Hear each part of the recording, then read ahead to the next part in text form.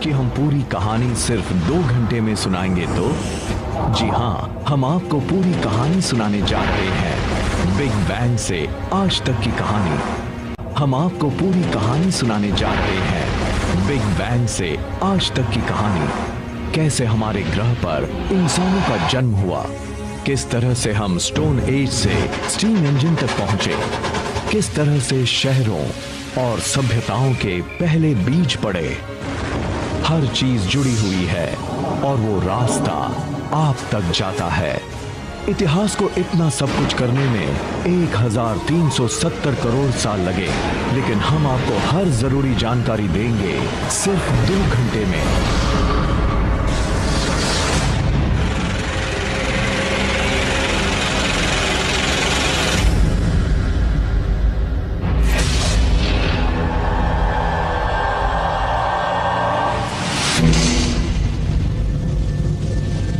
हमारा नवजात ब्रह्मांड। आने वाले दिनों में जो भी होगा, जिस भी चीज का वजूद होगा, उसकी शुरुआत यहां से हुई। ऊर्जा के इस छोटे से स्रोत से, वो स्रोत जो एक परमाणु से भी छोटा है। हम आज जिस इतिहास को जानते हैं, उसकी शुरुआत बड़े ही रहस्यमय हुई थी। हम वजह तो शायद न जान पाए, लेकिन हमारे ब्रह्मांड में अचानक विस्फोट हो गया।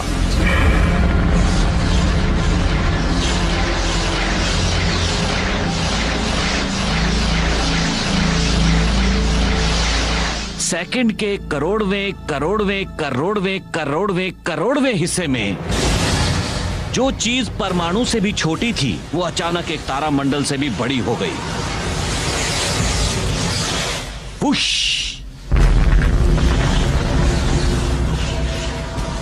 आप जिसे देख रहे हैं वो ऊर्जा है, और अगले 2 घंटे में हम जो दिखाने जा रहे हैं उसे समझने के लिए ये बेहद अहम है। सेकेंड के एक मामूली से हिस्से में बिग बैंग ने इतनी ऊर्जा पैदा कर दी जो आज तक मौजूद है। इतनी ऊर्जा जिससे हर तारा रोशन है, हर जीव को जिससे ताकत मिलती है।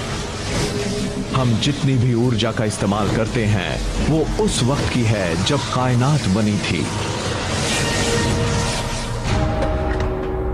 जब हम कार में पेट्रोल डालते हैं, तब हम उस ऊर्जा का इस्तेमाल करते हैं जो बिग बैंग के वक्त बनी थी।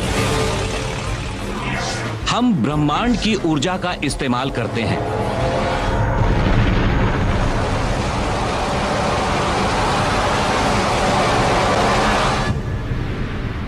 हमारी इस 2 घंटे की कहानी में अभी कुछ ही मिनट बीते हैं, पर इतने में ही 3,80,000 साल बीत गए। अब आप देखने वाले हैं हमारे असली पूर्वजों के जन्म को, पहले परमाणुओं को। ये है हाइड्रोजन। ब्रह्मांड इसकी मदद से ही हमारे आसपास की हर चीज बनाने वाला है। हाइड्रोजन एक बेसबॉल टीम की तरह होती है। हम सोचते हैं कि किस खिलाड़ी को हम टीम में रखें। मुझे एक ब्रह्मांड बनाना है, उसकी शुरुआत हाइड्रोजन से करूंगा, क्योंकि उसमें बहुत ज्यादा गर्मी और दबाव होता है और उससे कई किस्म के परमाणु बनाए जा सकते हैं। पहले परमाणु ब्रह्मांड में उड़ने लगे, लेकिन अच्छी बात यह हुई कि वो बराबरी से नहीं फैले थे, क्योंकि ज्यादा परमाणुओं वाले छोटे पॉकेट्स में शुरुआती ब्रह्मांड को गढ़ने वाले ग्रेविटी ने अपना जादू दिखाना शुरू किया।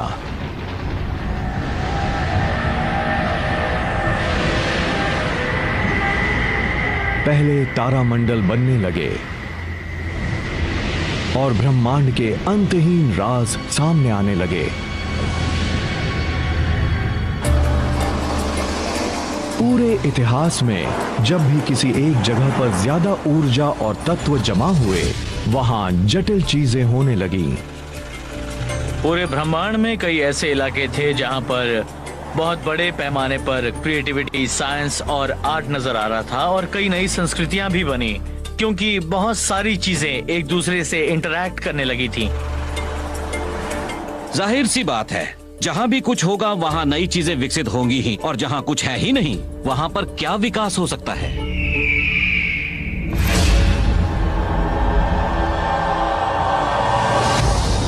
बिग बैंग के 30 करोड़ साल बाद भी नए बन रहे तारामंडलों के अंदर ग्रेविटी लगातार गैस और धूल के बादलों को दबा रही थी, जिससे दबाव और गर्मी बहुत तेजी से बढ़ने लगी। जब तापमान करीब 17.25 लाख सेल्सियस के आसपास पहुंच गया, तब हाइड्रोजन के अणु आपस में टकराने लगे, जिससे एक नया तत्व बना हीलियम, और उससे निकलने लगे ऊर्जा के तेज गुबार। पहले तारे का जन्म हुआ। अचानक ही वहां पर रोशनी की तेज चमक नजर आने लगी, जिससे निकली ऊर्जा ब्रह्मांड में मिलने लगी। पूरा ब्रह्मांड रोशन हो गया। लेकिन इस शुरुआती ब्रह्मांड में किसी चीज की कमी थी। तारे तो करोड़ों थे, पर ग्रह एक भी नहीं था। ग्रह बनाने और फिर इंसान की रचना करने के लिए अगला कदम उठाना था, जिसकी वजह से आज तक का इतिहास बना। उसके लिए ब्रह्मांड के पास सिर्फ हाइड्रोजन और हीलियम गैसें ही थीं। हर जटिल चीज, हर वो भारी चीज जिससे कुछ बनाया जा सकता है, मसलन आयन या जीवन या ऐसी दूसरी चीजें कार्बन से बनी थी, लेकिन वो असल में तारों में बनाई गई थी। हम भले ही अपने सूरज जैसे तारे को प्रकाश का स्रोत माने, पर उसके अंदर एक और बहुत बड़ी घटना हो रही थी। तारे तत्व बनाने की फैक्ट्री हैं।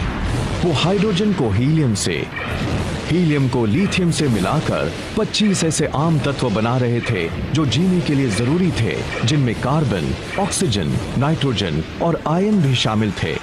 मतलब 1200 करोड़ साल पहले ही तारे वो तत्व बनाने लगे थे जिनसे आयन एज शुरू हो सकता था, जिनसे शहरों के लिए इमारतें और इंसान के बनाए कुछ बेहतरीन स्मारक बन सकते थे।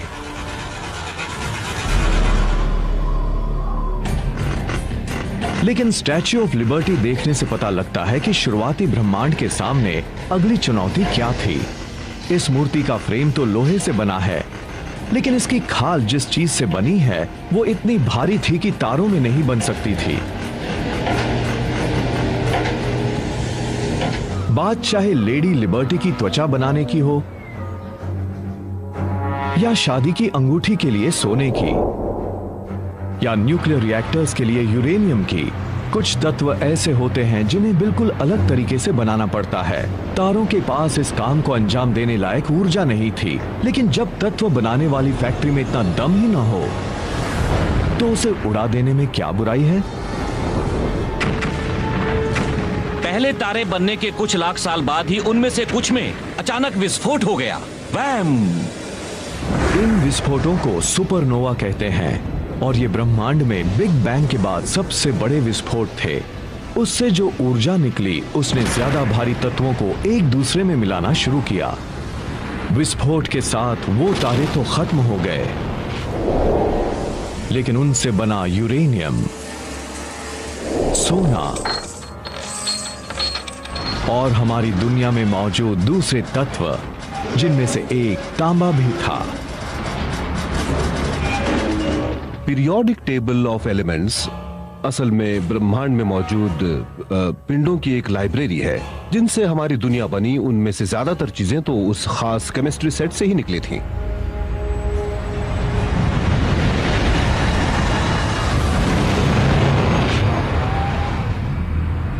सुपरनोवा की वजह से ही आज हम हैं। हमारे खून में आयन है, उस लिहाज से हमारे शरीर के अंदर आज भी सुपरनोवा के कुछ अवशेष मौजूद हैं। वो हमारे शरीर में घूम रहे हैं। हम सभी स्टारडस्ट हैं। तांबा और टिन, ब्रॉन्ज एज।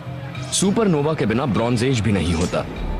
आप दवा की किसी भी दुकान से मल्टीविटामिन की शीशी खरीदिए और उसमें मौजूद तत्वों को पढ़िए। आपको उसमें तांबा मिलेगा, जिंक मिलेगा, सेलेनियम मिलेगा। उसमें हर वो तत्व मिलेंगे जो सिर्फ बन सकते थे अगर सुपरनोवा हो। तारों से बने वही तत्व पृथ्वी पर जीवन के बीज बने, और उनसे ही मानव इतिहास की रचना शुरू हुई।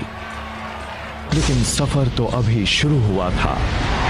इससे पहले कि जीव बनते, ब्रह्मांड को हमारे लिए एक घर भी तो बनाना था। सही घर बनाने के लिए हमें हर जरूरी चीज एक जगह पर जमा करनी पड़ती है। ग्रहों के बनने पर भी यही हुआ था। हमारे पास जो चीजें होती हैं उनसे ही ये तय होता है कि वो ग्रह हमारे लिए किस तरह का घर साबित होगा। हर सही चीज जो बहुत तेजी से घूम रहा था और जहां 6 घंटे में ही दिन खत्म हो जाता था। जब हम पृथ्वी के शुरुआती दिनों की बात करते हैं, उस वक्त की जब ये बनी थी, तब हमें पृथ्वी को एक दूसरा ग्रह मानना पड़ता है। सूरज की किरणें यहाँ पिघले लावा पर पड़ती थीं, हर जगह लावा ही लावा था। कुछ जगहों पर ज्वालामुखी की काली चट्टानें भी थीं। पिघली चट्टान में मौजूद तत्व इधर उधर बिखरे हुए थे। किसी को उन्हें सही क्रम में लगाना था। एक बार फिर से ये काम किया ग्रेविटी ने।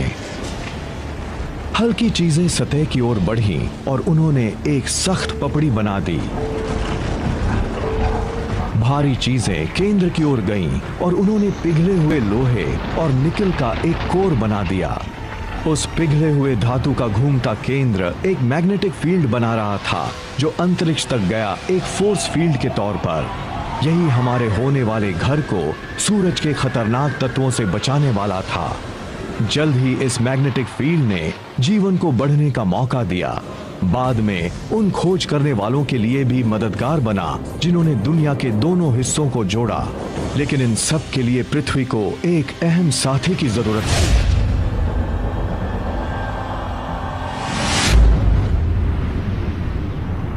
450 करोड़ साल पहले मंगल ग्रह के बराबर का एक पिंड करीब 40,000 किलोमीटर प्रति घंटे की रफ्तार से पृथ्वी से टकराया।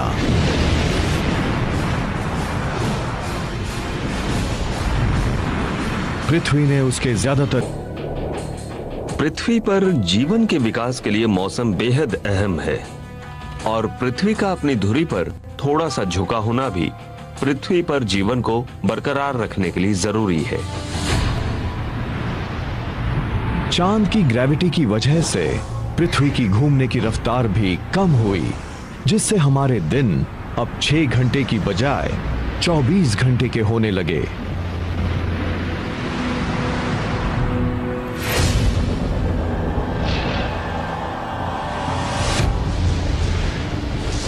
$440 करोड़ साल पहले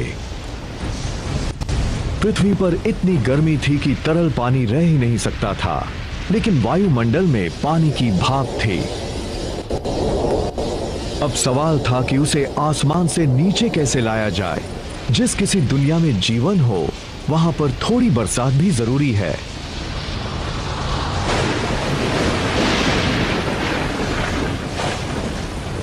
कई लाख साल पहले जब पृथ्वी ठंडी हुई, तब बारिश होने लगी, जिससे तालाब बने, झीलें बनी और फिर महासागर बने।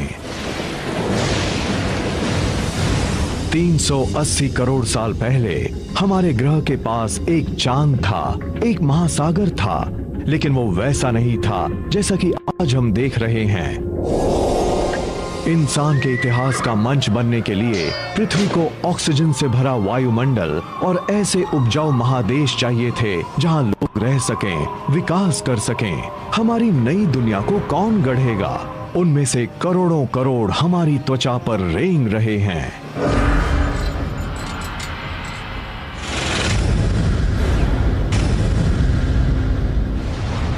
हम आपको दुनिया का इतिहास 2 घंटे में बता रहे हैं। बिग बैंग से लेकर आज तक की कहानी। हमारी आज की दुनिया में इससे जुड़े कई सुराग छिपे हैं। दरअसल इस तरह की संरचनाओं में पृथ्वी पर जीवन की शुरुआत के रहस्यमय सुराग छिपे हुए हैं।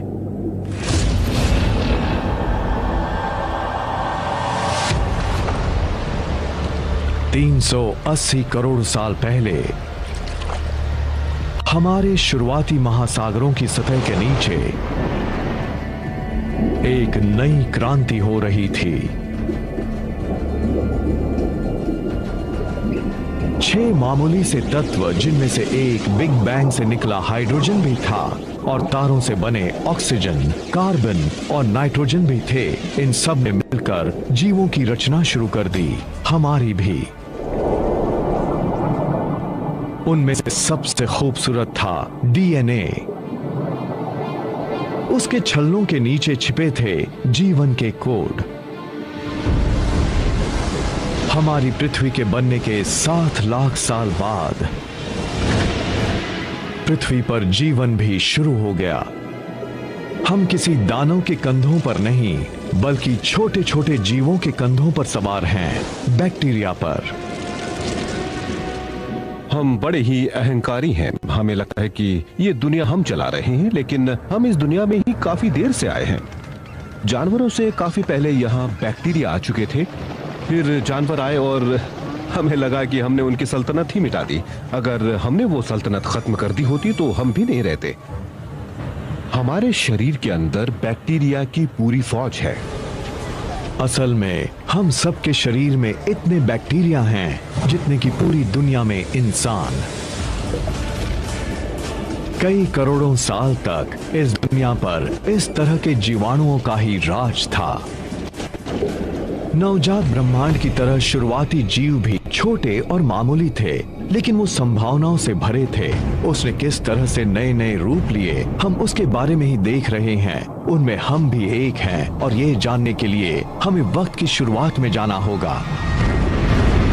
हमने ये तो देखा कि आज जो भी ऊर्जा है वो बिग बैंग से निकली थी। हर जीव को जीने के लिए अपने हिस्से की ऊर्जा चाहिए थी। हम उसे जितना साधते उतना ही उसका इस्तेमाल कर पाते और उतने ही जटिल बनते जाते। बिग बैंग से निकली करीब करीब सारी ऊर्जा हमें सूरज से मिली। करीब 250 करोड़ साल पहले कुछ खास बैक्टीरिया ने महसूस किया कि उस ऊर्जा का इस्तेमाल जीने के लिए कैसे किया जा सकता है। इस कोशिश में उन्होंने दुनिया के इतिहास का सबसे कीमती कचरा भी पैदा किया, ऑक्सीजन। जल्द ही ऑक्सीजन ने हमारी दुनिया को नए सिरे से गढ़ा, लेकिन उसके पहले उसे एक और अहम काम करना था। दुनिया के शुरुआती महासागरों में आयन भरा था। ये तो सब जानते हैं कि जब लोहे से ऑक्सीजन मिलती है तब क्या होता है। मैं एक छोटा सा बैक्टीरियम हूँ। मैंने ऑक्सीजन के अणु बनाए हैं और ये है लोहे का बड़ा सा गोला। ये लीजिए, लगा दी जंग। जंग लगा लोहा महासागरों के तल पर जमा होने लगा। कई करोड़ों साल बाद ये विशाल ढेर बाहर आया तो दुनिया के लिए लोहे और स्टील का एक अहम स्रोत बन गया। लोहे के उसी ढेर की वजह से बाद में औद्योगिक क्रांति शुरू हुई। इस तरह से ब्रुकलिन ब्रिज और इंडस्ट्रियल एज के दूसरे बड़े लैंडमार्क्स किसी न किसी रूप में पृथ्वी पर जीवन की शुरुआत से जुड़े हैं। जब महासागरों में जंग लगाने के लिए लोहा नहीं बचा, तब ये बैक्टीरिया एक दूसरे काम में जुट गए। उन्होंने इतना ऑक्सीजन बनाया कि महासागर भर गए और वो वायुमंडल में जाने लगी। उसके बाद तो हमारा ग्रह हमारे सौर मंडल के दूसरे ग्रहों से बिल्कुल अलग बन गया।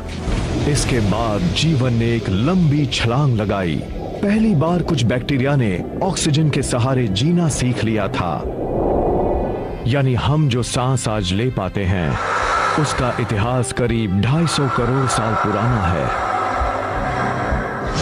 करोड़ों साल बाद भी जीव उनके सहारे रहे जिनसे उन्हें फायदा हो रहा था। ऑक्सीजन ने कहानी बदल दी थी। उसकी शक्ति को साध कर जीवों ने ऊर्जा का एक नया स्रोत ढूंढ लिया था, और वो स्रोत उसके पहले के किसी भी स्रोत से 20 गुना ज्यादा सक्षम था। इस नई ऊर्जा के सहारे जीवों ने जो किया वो कहानी हमारे आज तक आती है।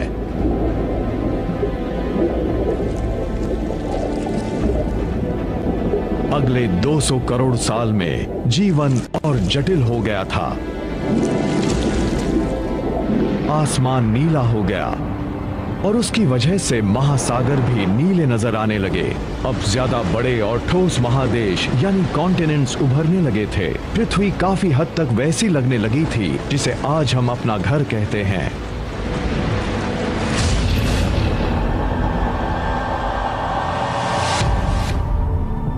$550 करोड़ साल पहले जब पृथ्वी अपना 400 करोड़वां जन्मदिन मना रही थी, तब वायुमंडल में ऑक्सीजन का स्तर 0 से बढ़कर 13% तक पहुंच गया था। आप एक गहरी सांस लीजिए, क्योंकि अब पृथ्वी पर उथल पुथल होने वाली है।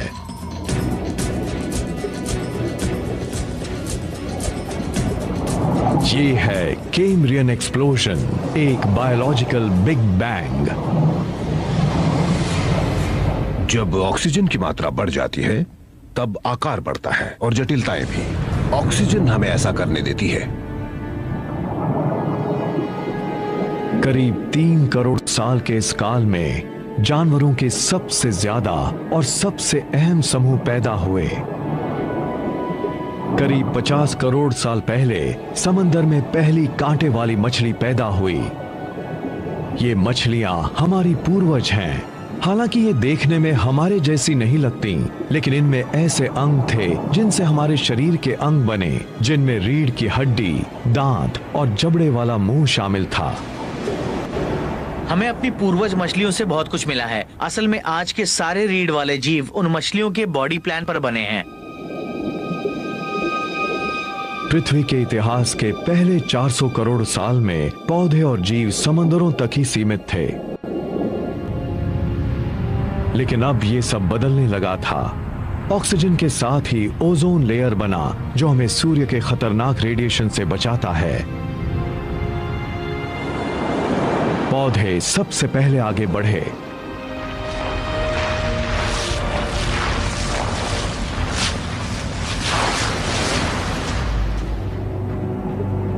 करीब 40 करोड़ साल पहले जीव भी आगे बढ़ने को तैयार हो गए। सबसे पहले आए वो एम्फिबियंस, जिनके कई वंशजों में से एक हम भी हैं। जानवरों के विकास के सिलसिले में मुझे जो बात सबसे दिलचस्प लगती है वो है एम्फिबियंस का प्राचीन महासागरों से बाहर आना और जमीन पर आकर हवा में सांस लेना। ये तो वैसा ही है जैसे हमारे दादा के दादा के दादा के दादा समंदर से बाहर आए हों और इस दुनिया का नजारा किया। उसे देखकर उन्होंने कहा होगा, अरे मैं तो यहाँ रह सकता हूँ। उन पेड़ों को, कीड़े मकोड़ों को देखो, यहाँ खाना भी है, मैं यहाँ रह सकता हूँ।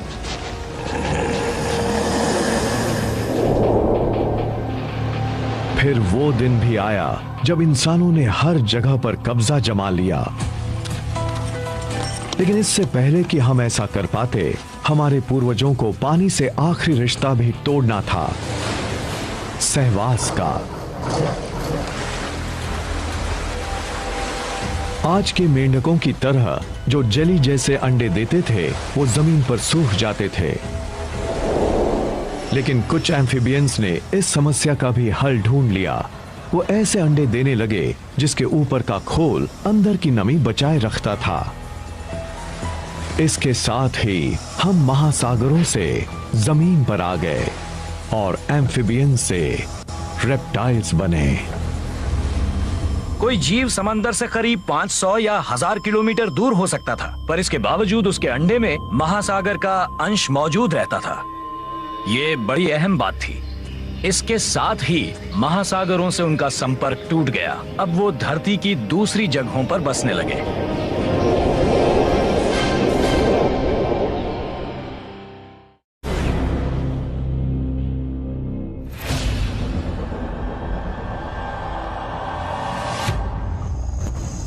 तीस करोड़ साल पहले जीवन विशाल हरे भरे दलदलों में पल रहा था, लेकिन पृथ्वी वहां पर एक नया खेल रच रही थी। वहां पौधों की मौत होती तो वो वहीं पर दफन हो जाते थे। बिग बैंग से जो ऊर्जा पैदा हुई थी, वो पौधों के जरिए जमीन के नीचे तक जाने लगी थी और कोयला बनने लगा था।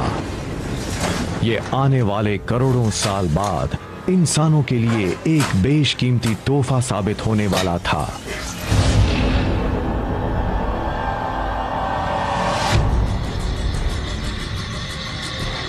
पच्चीस करोड़ साल पहले एक तबाही आई। और ये पृथ्वी के शुरुआती दिनों के बाद किसी ज्वालामुखी का बहुत बड़ा तांडव था। वायुमंडल में कार्बन डाइऑक्साइड भर गई और उसके बाद कैम्ब्रियन एक्सप्लोजन के बाद अलग अलग जीवों का जो विकास शुरू हुआ था वो थम गया। पृथ्वी पर रहने वाली 70% प्रजातियां खत्म हो गईं और इतने बड़े पैमाने पर हुई मौतों को कहा गया पर्मियन एक्सटिंक्शन। पृथ्वी पर इस तरह के विनाश तो होते ही रहे हैं। पिछले 50 करोड़ साल में कम से कम 5 बार ऐसी तबाही आई है जिससे पृथ्वी पर से सबसे अहम प्रजाति ही खत्म हो गई। ये भी ताश की गड्डी को फेंटने जैसा ही है जिससे नई प्रजाति पैदा होती रहती है। उस वक्त भी एक नई प्रजाति पैदा हुई, डायनासोर की। अगले 16 करोड़ साल तक डायनासोर पृथ्वी पर राज करते रहे।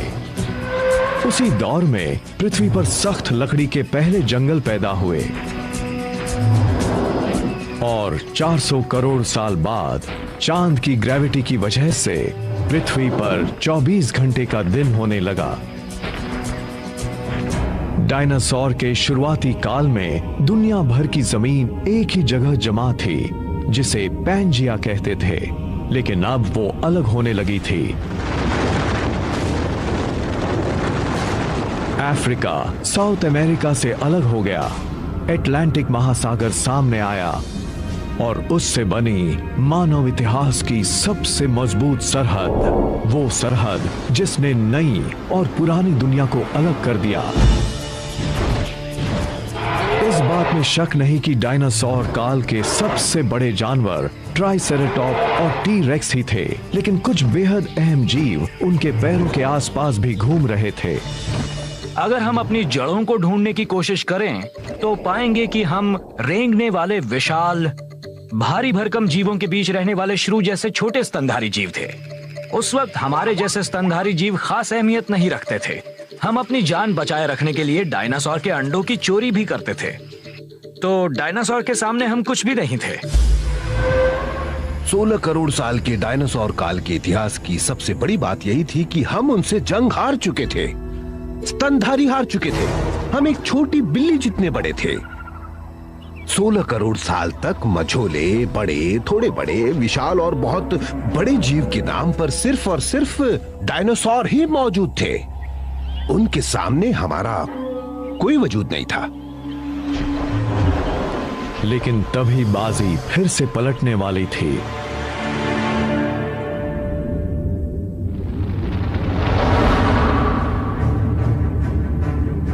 साढ़े 6 करोड़ साल पहले करीब 10 किलोमीटर चौड़ी चीज जो शायद एक एस्टेरॉयड था पृथ्वी से टकराया।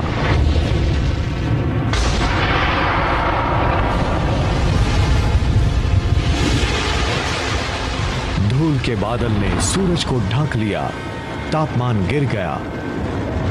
पृथ्वी पर रहने वाला 25 किलो से ज्यादा वजन का हर जीव खत्म हो गया। डायनासोर का काल खत्म हो गया। डायनासोर ने हमें सबसे बड़ा तोहफा दिया था, अपनी मौत का तोहफा। जब वो खत्म हुए तो स्तनधारियों को बढ़ने का मौका मिला। डायनासोर के खत्म होने के कुछ ही साल बाद पहले वानर पैदा हुए। वो सही मायनों में वानर थे। उनके बाद के रूपों में एक हम भी हैं और विकास के क्रम में उन स्तनधारियों को सामने देखने वाली आंखें मिली जिनसे वो गहराई का अंदाजा लगा सकते थे और लचीले हाथ मिले जिनमें 5 उंगलियां थीं। उनकी 5 उंगलियां थीं हमारी तरह, जिनसे वो किसी चीज को पकड़ सकते थे। और अगर आप उन जीवों को देखें जिनकी उंगलियां हमारी तरह नहीं हैं, तो आप पाएंगे कि वो किसी चीज को एक सीमा तक ही पकड़ सकते हैं या उन्हें मैनिपुलेट कर सकते हैं। 5 करोड़ साल पहले हमारे पूर्वज उस ग्रह पर विकसित हो रहे थे जो गर्म हो रहा था। वो इतना गर्म था कि ध्रुवों पर भी जंगल थे। उसके बाद महादेश यानी कॉन्टिनेंट्स अलग हुए और अफ्रीका और अमेरिका ने अपना रूप ले लिया। लेकिन नॉर्थ अफ्रीका यानी आज का इजिप्ट एक प्राचीन समंदर के नीचे था। उस समंदर के तल पर खोल वाले छोटे छोटे जीव रहते थे नेम्यूलाइटिस, कैल्शियम और कार्बन से बने उनके खोल समंदर के तल पर कई करोड़ साल तक जमा होते रहे और उनसे बने चूना पत्थर, वो चूना पत्थर जिससे पिरामिड बनाए गए। अगर आप इन पिरामिडों को ध्यान से देखें तो साफ पता लगता है कि 4000 साल पहले बनी ये इमारतें असल में 5 करोड़ साल पुराने सी शेल से बनी हैं।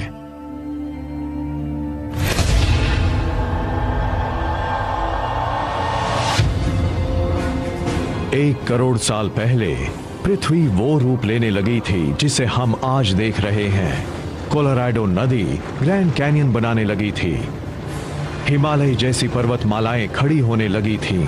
वो इतनी ऊंची थीं कि उनसे मौसम का पैटर्न बदलने लगा। उससे पृथ्वी भी ठंडी होने लगी थी। पनामा का इस्थमुस अब नॉर्थ और साउथ अमेरिका को जोड़ने लगा था।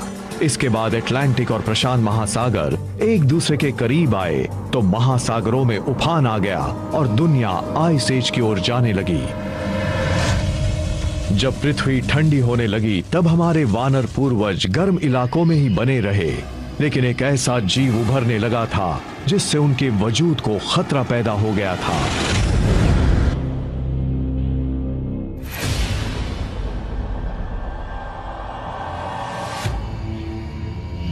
सत्तर लाख साल पहले हमारे वानर पूर्वज पेड़ों पर चैन से रहते थे, लेकिन उनके आसपास के इलाकों पर हमले होने लगे थे।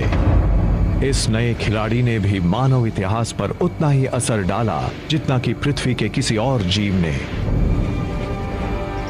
आप शायद इस बात पर यकीन न करें, पर हमारे वजूद के लिए एक चीज बेहद अहम थी और वो चीज थी घास। दुनिया के करीब हर इलाके में एक ही वक्त पर घास के मैदान नजर आए। अफ्रीका के सवाना हो, यूरेशिया के स्टेपलैंड्स हो, या फिर नॉर्थ अमेरिका के प्रेरीज, या फिर अर्जेंटीना के घास के मैदान। घास दुनिया में हर जगह थी। ईस्ट अफ्रीका में घास के मैदानों ने हमारे वानर पूर्वजों के जंगल के घरों में घुसपैठ कर ली थी। जब पेड़ कम बचे और उनके बीच दूरी बढ़ गई, तब हमारे पूर्वजों को उसके मुताबिक ढलना पड़ा। वानरों ने देखा कि एक ही पेड़ पर बहुत ज्यादा वानर रह रहे हैं, जबकि वहाँ खाने की कमी है। तब उन्हें खाने की तलाश में एक जगह से दूसरी जगह पर जाना पड़ा और उन दो जगहों के बीच थे घास के मैदान। अब वहां तक पहुंचने का एक तरीका तो था बेतहाशा भागो और दूसरा तरीका यह था कि घास के मैदानों में खाने की जो चीजें हैं उनका ही फायदा उठाओ, वही खाओ। इसके बाद कुछ वानर तो इस वीरान नए घर में आ गए। ये जगह उन वानरों के लिए ज्यादा अच्छी थी जो दो पैरों पर चलते थे। वो लंबी घासों के ऊपर से सिर उठाकर अपने दुश्मनों पर नजर रख सकते थे। दो पैरों पर चलना एक बहुत ही अहम विकास था, क्योंकि उससे दोनों हाथ खाली रहते थे। हाथों ने भी मानव इतिहास को गढ़ा है।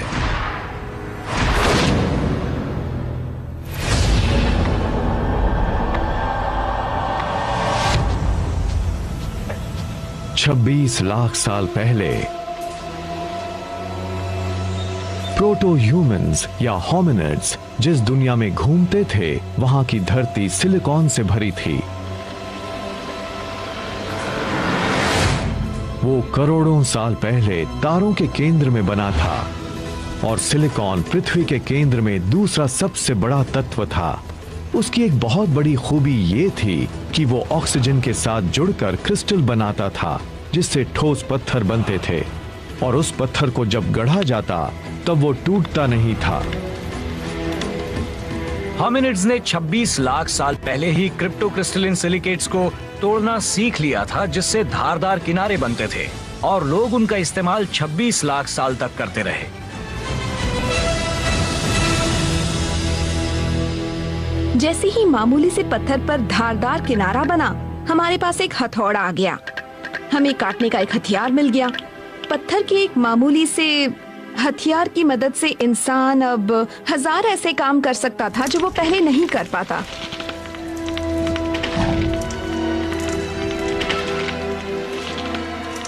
उस छोटी सी टेक्नोलॉजी ने हमारे पूर्वजों को वो हुनर दे दिया था और उसका फायदा हमें भी मिला। सिलिकॉन से पहला टेक्नोलॉजिकल रेवोल्यूशन शुरू हुआ और हम स्टोन एज में पहुंच गए। लाखों साल बाद हम उसकी मदद से हाथ से इस्तेमाल होने वाले औजारों का प्रयोग करने लगे और सिलिकॉन की एक और रासायनिक खूबी ने उसे फिर से टेक्नोलॉजी के चरम पर पहुंचा दिया था। इंसान बनने की दिशा में हमारा जो अगला कदम था वो हमारी पृथ्वी में छिपा एक गहरा राज था। पूरे ब्रह्मांड में सिर्फ पृथ्वी के पास ही वो खास शक्ति थी।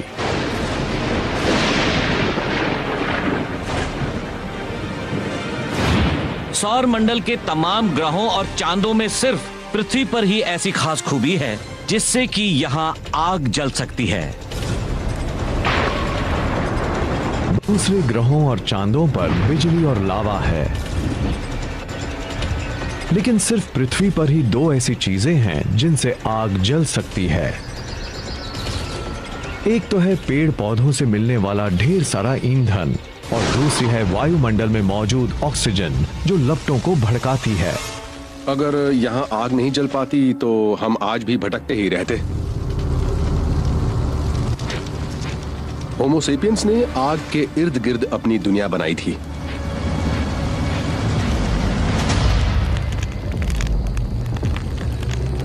हमारे पूर्वजों ने 8 लाख साल पहले ही आग को काबू में रखना सीख लिया था। ये वो हुनर था जो हमें शुरुआत से जोड़ता है।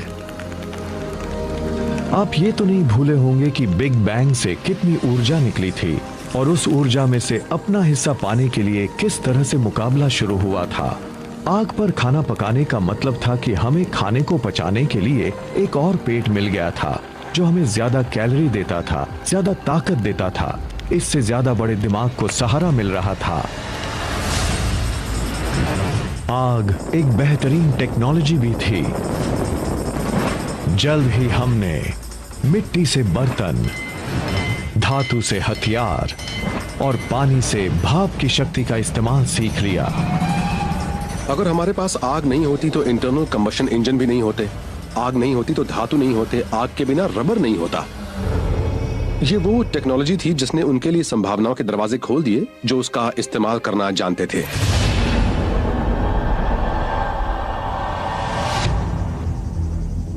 दो लाख साल पहले आज के इंसान ने अपना रूप ले लिया था। लैरिंग्स यानी आवाज की जो नली हमारे पूर्वजों में ऊपर थी वो नीचे आ गई थी। अब वो ज्यादा जटिल आवाज निकाल सकता। हमने बोलना शुरू कर दिया था। पहली बार कोई जानकारी एक से दूसरे इंसान या एक से दूसरी पीढ़ी तक पहुंचने लगी थी। इंसानों ने दुनिया के दूसरे जीवों के मुकाबले ज्यादा अहम फायदा पा लिया था। हम कह सकते थे कि दादी ने कहा है अगर हाथी नजर ना आए तो हम ज़ीब्रा का शिकार कर सकते हैं। मेरी मौसी कह रही थी कि उनके मौसेरे भाई को नदी के दूसरे किनारे पर पानी का एक सोता दिखा है। इससे सबको फायदा होता था क्योंकि तब कोई भी बता सकता था कि उसे उस खास जगह पर कौन सी नई चीज मिली है।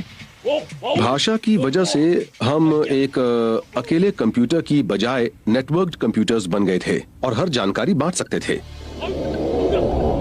अब किसी को किसी के अनुभव के सहारे नहीं रहना था। अब हर इंसान किसी और से वो जानकारी पा सकता था जो उसके पास थी। ये बहुत बड़ा फायदा था और कोई और जीव ऐसा नहीं कर सकता था। एक प्रजाति के तौर पर इंसान ज्यादा समझदार हो गया था। अब पूरी दुनिया खेल का मैदान बन गई थी और हम खेलने को तैयार थे।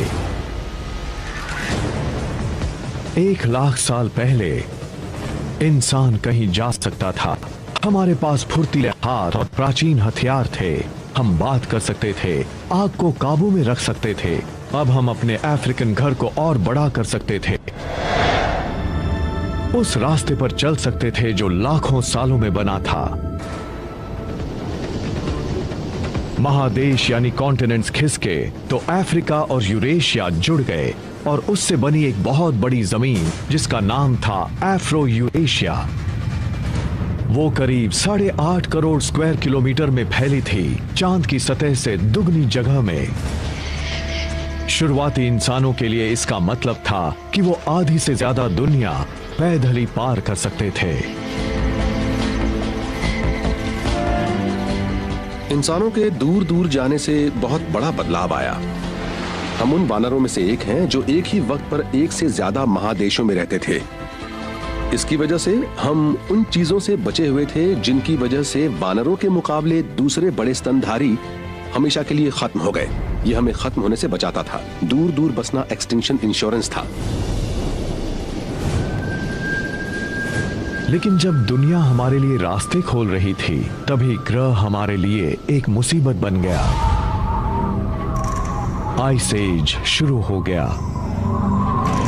ग्रह अब हमारी पहले से ज्यादा कड़ी परीक्षा लेने लगा था। करीब 50,000 साल पहले ग्लेशियर नॉर्थ पोल से आगे बढ़ने लगे थे। उसी वक्त दुनिया की खोज पर निकला इंसान चाइना और ऑस्ट्रेलिया तक पहुंच गया। 30,000 साल पहले होमो सेपियंस पहली बार यूरोप पहुंच गए। 20,000 साल पहले जब बर्फ अपने चरम पर थी, तब इंसान अपनी खोज में नॉर्थ ईस्ट साइबेरिया के बर्फीले टंड्रा तक पहुंच गया। हालांकि आइस एज कड़ी परीक्षा ले रहा था, फिर भी इंसान हर उस हुनर का विकास कर रहा था जिससे कि वो सच्चे मायनों में इंसान बन सके। इसके सुराग छिपे हैं इन सिंबल्स में। हमने बौद्धिक रूप से एक बड़ी छलांग लगाई थी और अब हम इस बात से परे सोचने लगे थे कि हमें जीना है। जब हम इन सिंबल्स वाले विचारों को देखते हैं तो यही कह सकते हैं कि एक जीव इंसान था जो हमारे जैसा ही था। जब हम किसी तस्वीर को देखते हैं, किसी गाय की, तब सब यही कहते हैं कि वो गाय की तस्वीर है, क्योंकि जब हम किसी चीज को देखते हैं तभी ये कह सकते हैं कि हाँ, ये इंसान है। जो लोग या जीव हमारी तरह सोचते हैं वो दुनिया को भी वैसे ही देखते हैं जैसे कि हम। उस पल के बाद मानव इतिहास दुनिया के किसी और मुकाबले बहुत तेजी से बदला था। जब पृथ्वी का ज्यादातर पानी बर्फ में कैद हो गया, तब महासागरों का स्तर 100 से 125 मीटर नीचे चला गया। इंसानों के फैलने की आखिरी बाधा भी मिट चुकी थी। हम बेरिंग लैंड ब्रिज को पार करके साइबेरिया से पहुंच गए। हम दुनिया के इतिहास की कहानी सिर्फ 2 घंटे में सुना रहे हैं और 1 घंटे में ही 1300 करोड़ साल से ज्यादा का वक्त गुजर गया। तैयारियों के इन सालों में इंसान वजूद में आए और दुनिया भर में फैल गए। इसके बाद मानव का वो इतिहास शुरू हुआ जिसे हम जानते हैं।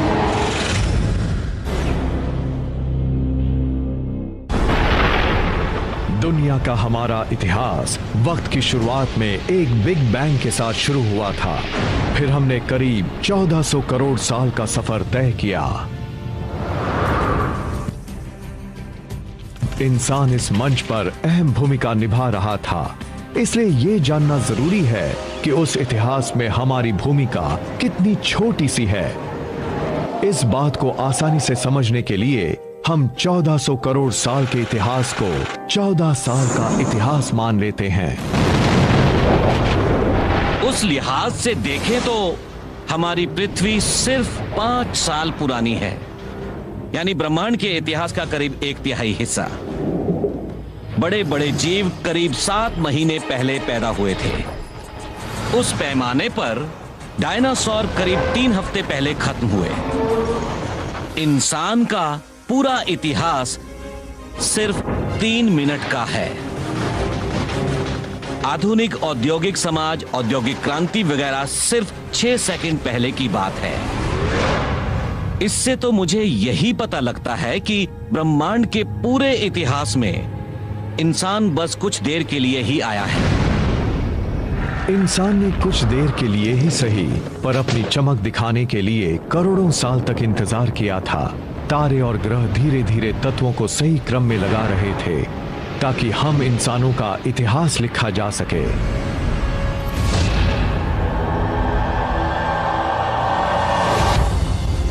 10,000 BC में अफ्रीका से बाहर आने के 1 लाख साल के अंदर ही इंसान साउथ अमेरिका तक पहुंच गया था। वहां इंसान का सामना आइस एज की मुश्किलों से हुआ, लेकिन हमारी मौत नहीं हुई, बल्कि हमने खुद को उस माहौल में ढाल लिया। हम ज्यादा समझदार हो गए थे। उसके बाद हमने पूरी दुनिया में अपनी बस्तियां बसा ली, समंदर किनारे से पहाड़ की चोटियों तक, हरे भरे मैदानों से लेकर रेगिस्तानों तक, हर जगह इंसान थे। हमारे सबसे करीब पूर्वज चिंपैंजी ट्रॉपिक्स में रहते थे। वो सिर्फ ट्रॉपिक्स में ही रहते थे, लेकिन इंसानों ने पूरी दुनिया को अपना घर बना लिया था। आइस एज ने ऐसे नए रास्ते बनाए जिससे इंसान दुनिया भर में फैलते चले गए, लेकिन तभी बर्फ पिघलने लगी और महासागरों का स्तर एक बार फिर से बढ़ने लगा। इंसान अपने अपनी जगह पर 2 अलग अलग दुनिया में फंस गए और वो उन इलाकों में जो कुछ भी मिल रहा था उनके सहारे जीने की कोशिश करने लगे। जब ग्लेशियर पिघले तो उनसे झील, नदियां और खाड़ियां बनी। उसके बाद वो नक्शा बना जिसे हम जानते हैं। अफ्रीका में तेज बारिश की वजह से लेक विक्टोरिया और लेक एल्बर्ट का पानी बढ़ा, जिससे इजिप्ट में नील नदी बन गई। यूरेशिया में दूसरी नदियां बनी। आज के इराक यानी तब के मेसोपोटामिया में टाइग्रिस और यूफ्रेटिस नदियां बनी। आज के पाकिस्तान में इंडस नदी का जन्म हुआ। चाइना में येलो और यांगसी नदियां बहने लगी।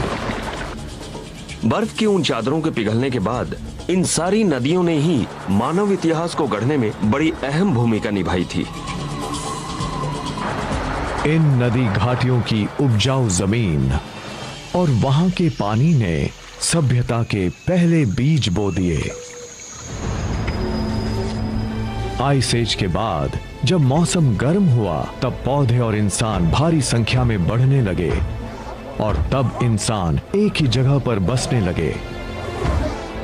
स्थायी बस्तियां बसने लगीं, आबादी बढ़ने लगी।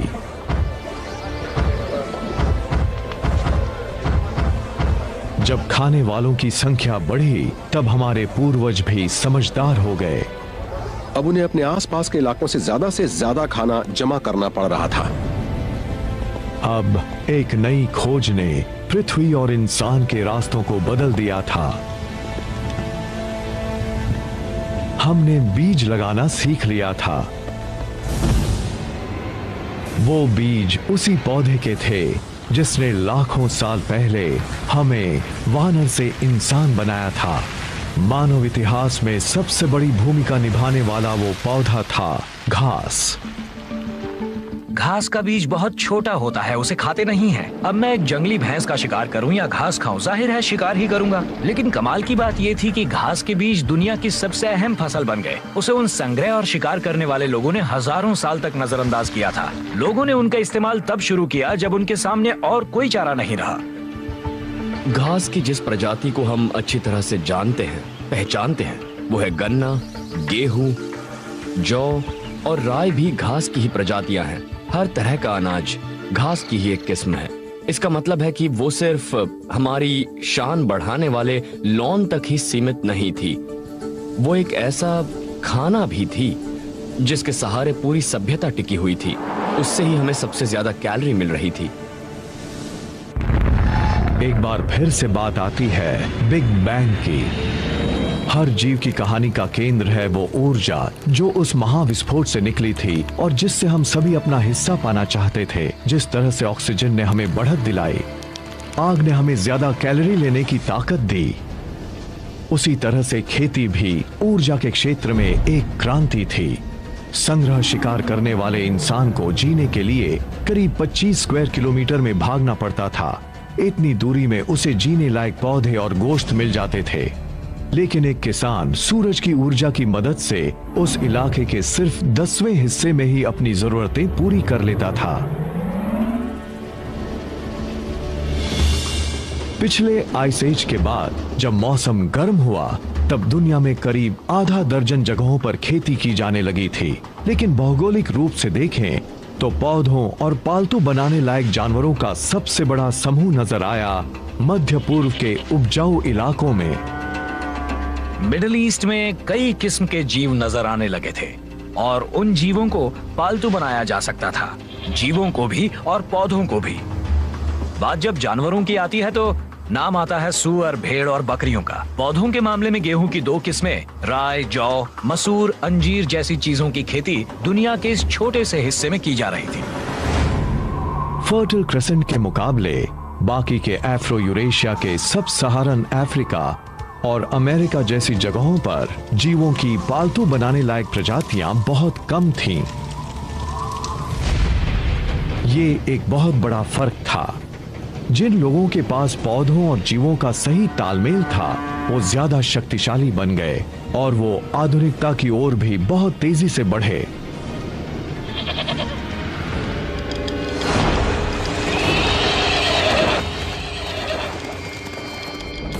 One animal that gives any human who can tame it an almost unbeatable edge is the horse. It's a little-known fact that although horses first evolved in the Americas, they died out there along with many other large mammals around 10,000 BC. There were at least 3 species of Ice Age horses in North America, maybe more. Some as small as ponies, some as big as Clydesdales. And they had evolved in North America for 40 million years. They're part of the whole history, and then they're gone. They're gone. These powerful potential allies disappear before they can be used by the first North Americans. Fortunately, before that happened, large numbers of horses escaped back across the Bering Strait land bridge and spread out across the great grasslands, the steppe lands of Central Eurasia. A narrow escape that had a profound effect on human history.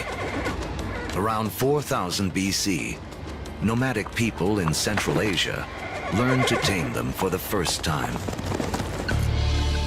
Domesticated horses will be harnessed across Eurasia, advancing everything from work to warfare. Perhaps no other animal has had a bigger influence on the course of human history. And the circle wouldn't be complete for another 5,000 years, when Christopher Columbus would bring horses with him on his second voyage to the Americas. His horses would be the first to set hooves in the Americas since the Great Die-Off over 10,000 years earlier.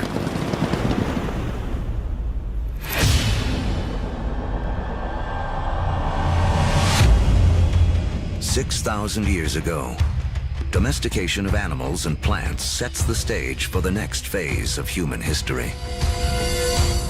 Like clouds of interstellar dust gathering in material to form stars, a type of gravity is at work as places like Sumeria, located in part of the Fertile Crescent known as Mesopotamia, draw in people, support large populations, and spin up into centers of power and innovation. By 3000 BC, some of these Sumerian settlements can truly be called our first cities. One of them, Uruk, has around 50,000 people living in less than 1 square mile. A population density that rivals modern-day New York City. Humans have become so efficient at deriving energy from domesticated food that this land area, which would have supported only a single hunter-gatherer, now can support thousands. But a change in diet also triggers a new dependence. Once you move to agriculture, you are depending for 80–90% of your calories on perhaps 1 or 2 species. In the case of the Middle East, wheat and barley. In the case of wheat and barley, they both ripen at about the same time. Humans have to gather the seeds at the same time. So now we have our food for the year that has arrived in one hit. It's like getting your salary paid once a year. You need to record it, you need to plan, because if inevitably your crop fails, you have famine. and you're not going to have another go for another 12 months.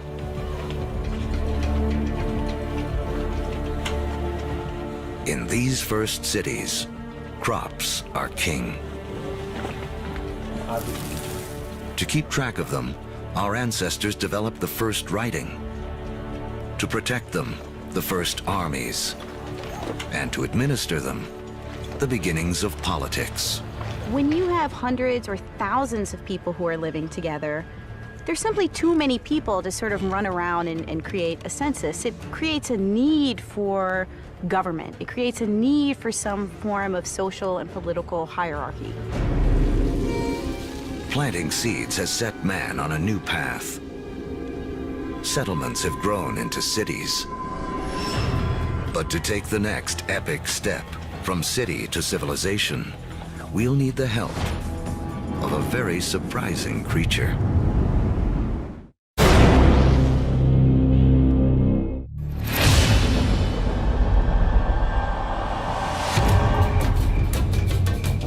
"5,000 years ago, after wandering the earth for more than 100,000 years, mankind has begun to settle down.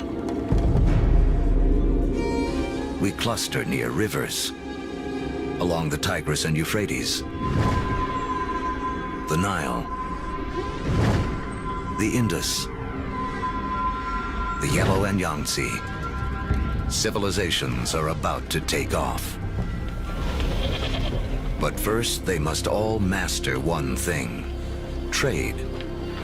The more they exchange goods and learn from other lands, the faster they grow. It seems that long-distance trade and communication is a necessary precursor to allow urban civilization as we know it. And surprisingly, the first civilizations arise on the back of a creature with a lowly reputation in the modern world: the donkey. The donkey caravan is the interstate highway and high-speed internet of its day. Their routes will lay the groundwork for the modern world. Moving not only goods like timber and bronze, but ideas and stories. The civilizations they connect will be some of the first described in the Bible. The caravan routes converge at the Persian Gulf, where they link up with ships that carry goods to India. It essentially brought these civilizations together into great cultural and material exchange, and really was the beginning of the trend towards globalization. It is a key to understanding how our world works to this day. Just like the first civilizations, we trade and form networks. These networks form hubs. And throughout history, being at that hub has meant one thing. The amount of ideas, the amount of cargo that passes through a region seems to have a direct correlation to how powerful and important they are. By 2000 BC, humans have gone from humble huts to massive monuments. In Africa, great pyramids arise on the banks of the Nile. The first stages of Stonehenge rise up in ancient Britain. And back in Sumeria, artificial temple mounds called ziggurats climb ever higher toward the heavens.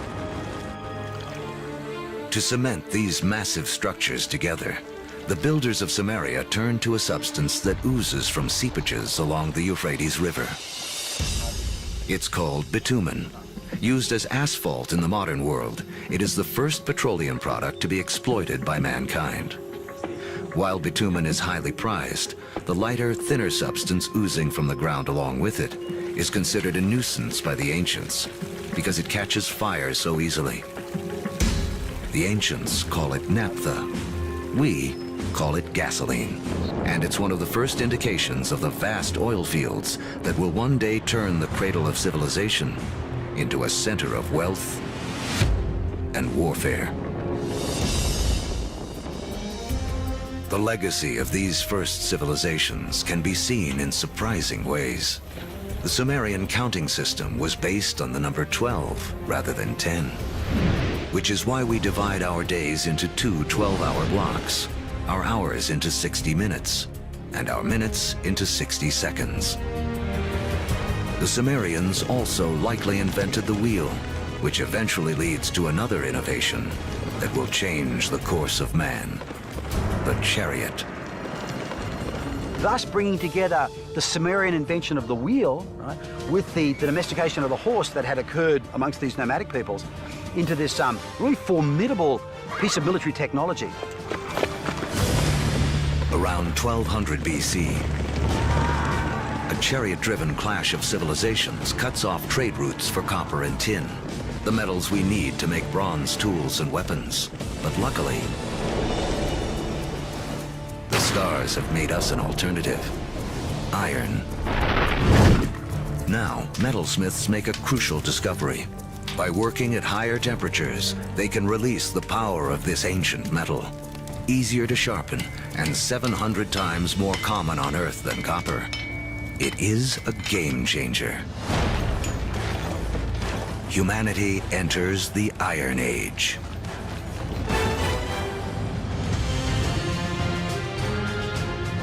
As we reach the first millennium BC, history has taken us on a wild ride. From the initial blast of the Big Bang to the formation of Earth and its first creatures, and the rise of man. We've seen the Ice Age create bridges to spread mankind around the world, then strand us on different continents, leaving us to survive on what we have at hand. So by 1000 BC, the world remains a divided place. The trade network that connects much of Eurasia and North Africa doesn't yet penetrate the planet's driest deserts or cross the vastest oceans. Cut off by geography are people in places like sub-Saharan Africa and the Americas. With few easy-to-domesticate plants and animals of their own, they remain tied to more ancient ways of life.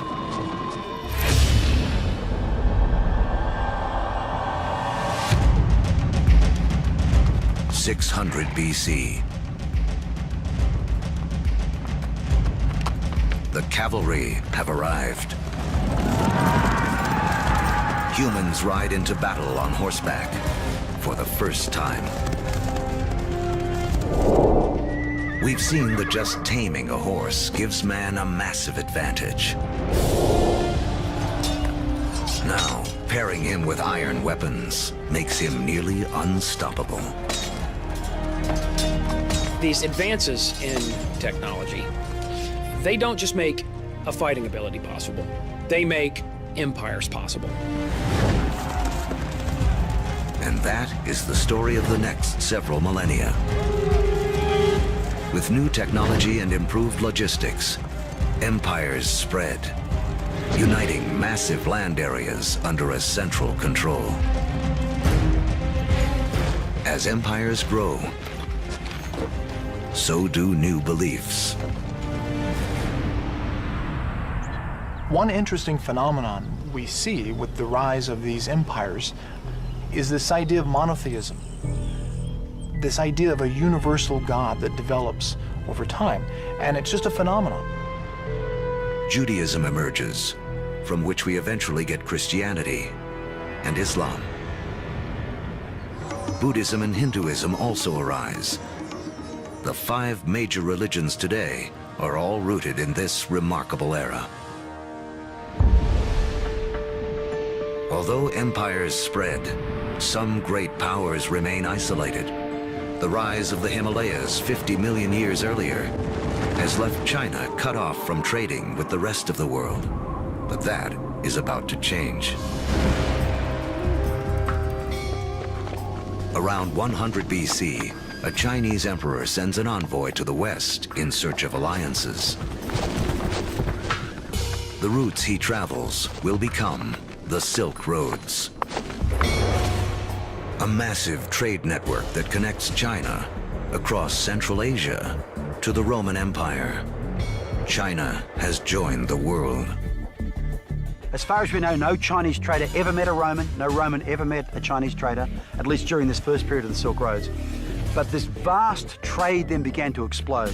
Between about 100 BC and about 200 AD, we have 3 centuries of trade and cultural exchange on a level that has not been seen before in human history. But this new human network also unleashes hidden dangers.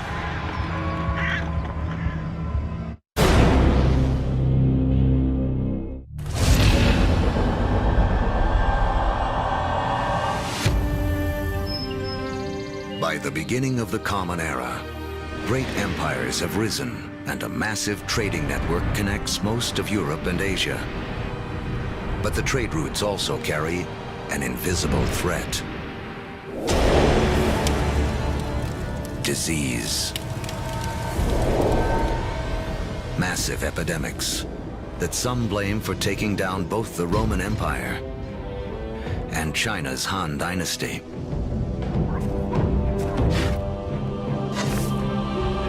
But these networks also lead to the spread of religion.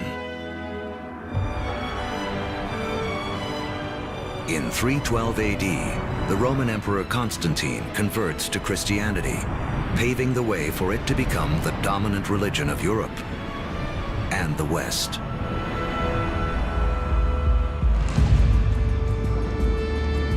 Three centuries later, Islam also emerges. A religion that will, for a time, unify a territory 2.5 times larger than Rome ever was.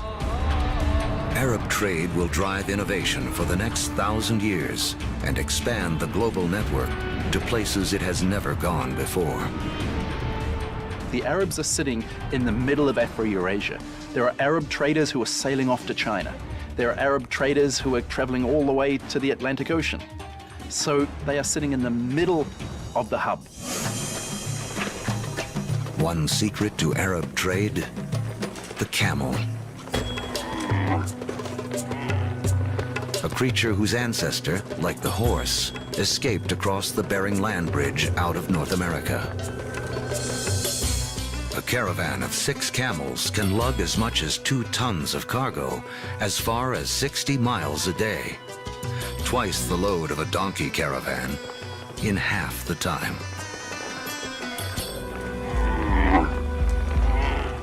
For the first time, camel caravans open up reliable trade routes across the formidable Sahara Desert, leading to the formation of the first states in West Africa. Arabic trade expands, moving salt from the Sahara to Rome, rice from Eastern Asia to India, the secrets of making paper out of China into Europe, and countless other inventions and ideas around the world. Where does our word for lemon come from? Where does our word for coffee come from? They're all Arabic, because the Arabs brought a huge number of food crops into Europe.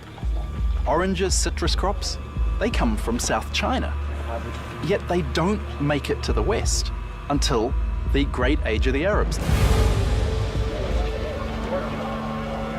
In Islamic North Africa, one Italian merchant named Leonardo Fibonacci becomes well-schooled in the ways of Arab traders. He picks up on a simple but ingenious counting system that originated in India but is used extensively in the Arab world. His writings will spread this knowledge to Europe and around the globe. With everyone counting the same way, business and trade will explode. And because of Fibonacci, people today still almost universally use the numbers known as Arabic numerals. But there is another idea Arab traders will spread, something even more influential. It originates in China around 800 AD. A Chinese alchemist in search of an elixir for long life instead stumbles upon chemistry that can bring sudden death. He combines carbon and sulfur with saltpeter, a compound made of potassium, nitrogen, and oxygen. Forged in the stars, these elements now come together to make gunpowder. The recipe for gunpowder eventually moves west across the Silk Roads to the Islamic world. where Muslim warriors use it to fire cannonballs at Christian crusaders.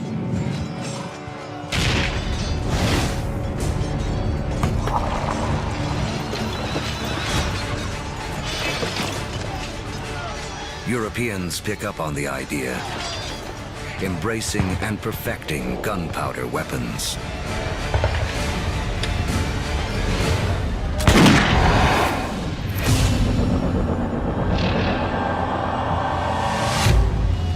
(1492 AD). There are roughly 400 million people in the world, but it is still divided in two. In the Americas, the civilizations of the Aztecs, Mayans, and Incas have all arisen. While halfway around the world, in the aftermath of the fall of Rome, Europe has cracked like an egg into individual states. For Italian-born Christopher Columbus, this means he can appeal for funding from a succession of European rulers, until he finally convinces the King and Queen of Spain to back his expeditions. It has taken all of Earth's history to make Columbus's journey possible. For tacking into the wind, he uses triangular sails, a technology copied from the Arabs. To guide him, the compass, an invention from China. And guiding the needle, a magnetic field formed with the core of the planet itself. Although Columbus is looking for a new way to sail to India, what he does instead is finally and forever connect the two halves of the world. The voyage is not just significant in American history. As you'll see, it's a pivotal event in all of human history. Nothing will ever be the same.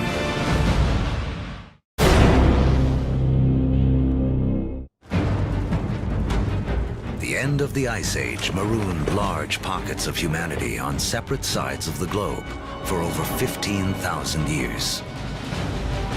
Now, that's all about to change.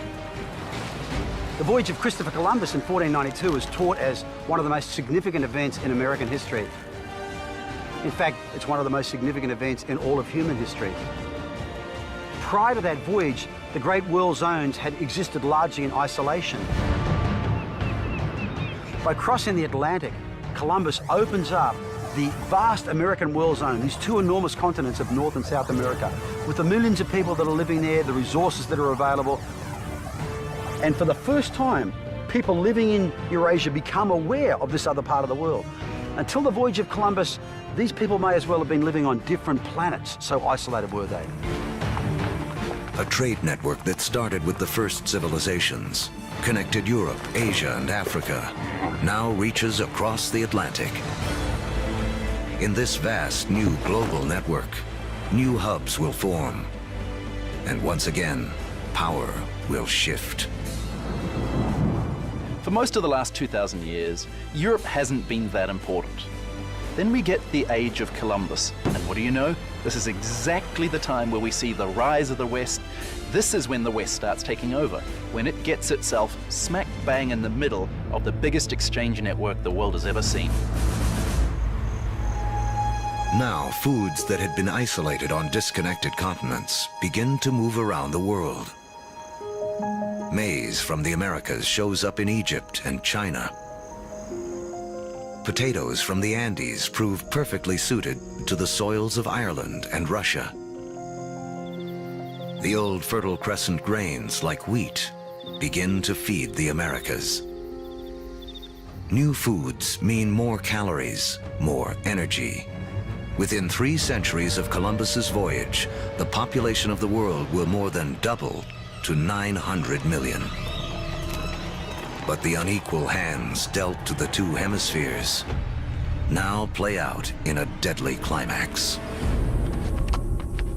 European conquistadors, inheritors of the agriculture and animals of the Fertile Crescent, and the trade spread along the vast networks of the Old World, come bearing guns, riding horses, and carrying infectious diseases. The result, slaughter. In the years following Columbus's first voyage, 95% of the native population in the Americas will die from European guns and germs.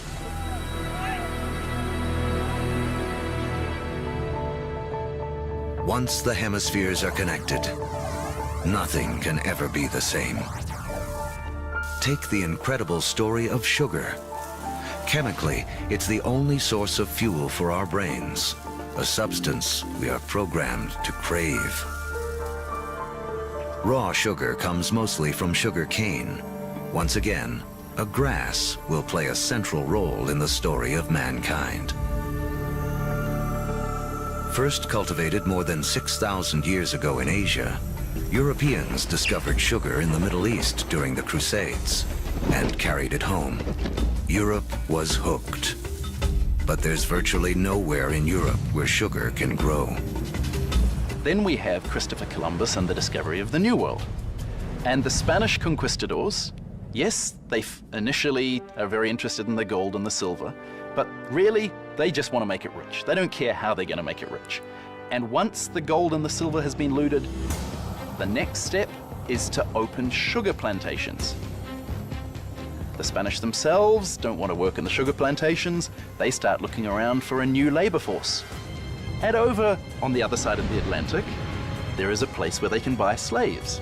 And if we look at the history of slavery, the #1 destination of slaves from Africa are sugar plantations.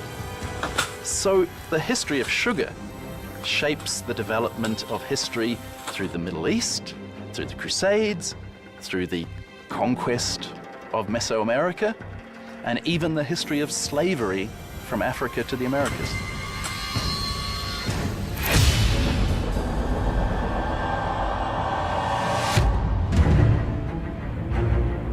In the year 1700, mankind has hit a wall. Most humans continue to live simple lives, more like our ancient ancestors than our own. When you think back to the world in 1700, most people were farmers, most people practiced small-scale subsistence agriculture, most manufacturing was done in workshops. In 1700, it takes over a year for cargo and information to circle the planet, longer than it would take us today to get to Mars. What's holding us back is how we power our lives. In Egypt of 2000 BC, 90% of all work was done by human muscle, with animals kicking in the rest. By 1700 in Europe, the majority of work, 70%, is still driven by human muscle. Muscle power alone can't clear the path to the modern age. But there's a breakthrough hidden deep within the earth.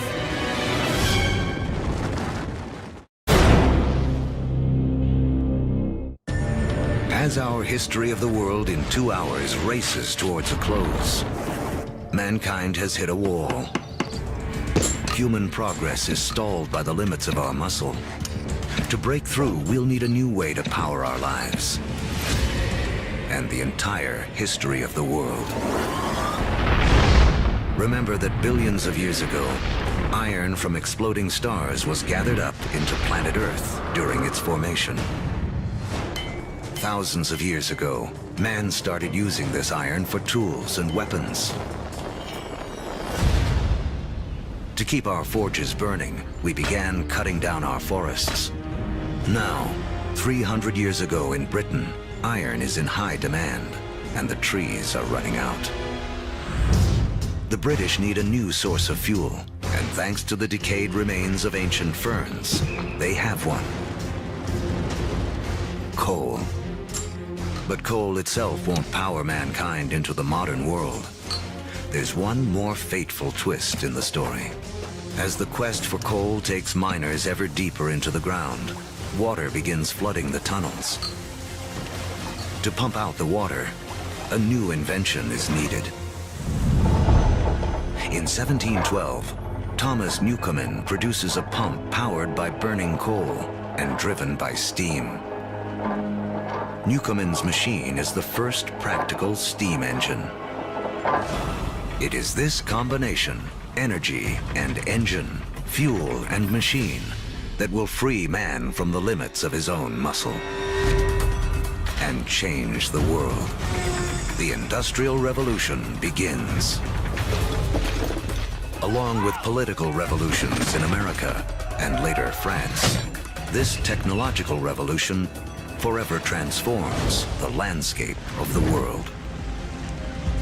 And before long, the Atlantic world has become the new economic, therefore cultural, therefore political, therefore military leader, and will utterly dominate global geopolitics from that moment to this. Trains thunder across the countryside. By the 1870s, the internal combustion engine has arrived, and the Germans invent its killer app, the automobile. Oil, the substance which the ancients considered too flammable to be of any use, becomes the most important commodity on the planet, fueling even more innovation. The telegraph and telephone move messages at lightning speed. With electricity, mankind reclaims the night from darkness. The hub of power has shifted. In 1800, Europeans and their descendants controlled 35% of the land on Earth. By 1900, they control 85%.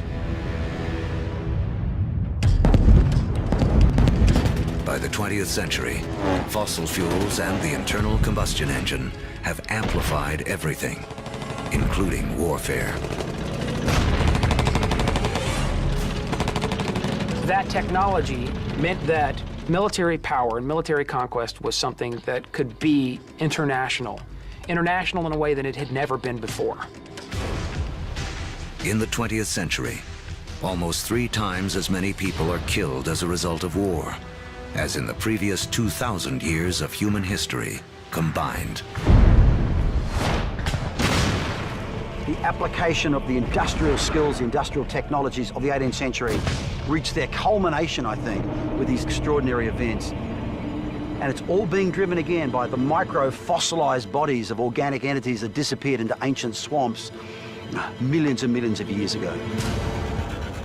The Industrial Revolution also allows the human population to explode. It has taken 200,000 years of human history, from the dawn of man to the year 1900, for the population to reach 1.6 billion. Now, within the 100 years of the 20th century, it nearly quadruples to more than 6 billion. The 20th century is the most extraordinary moment in human history. Never before have we seen change on such a scale.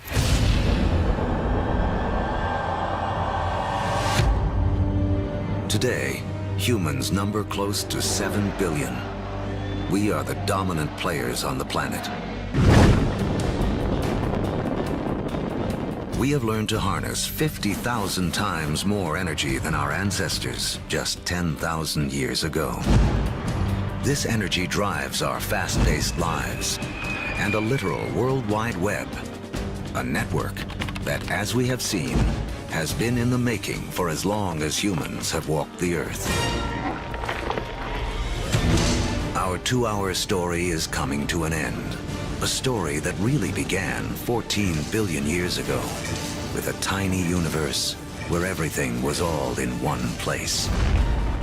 Then the Big Bang. All the energy that has ever existed, created in an instant.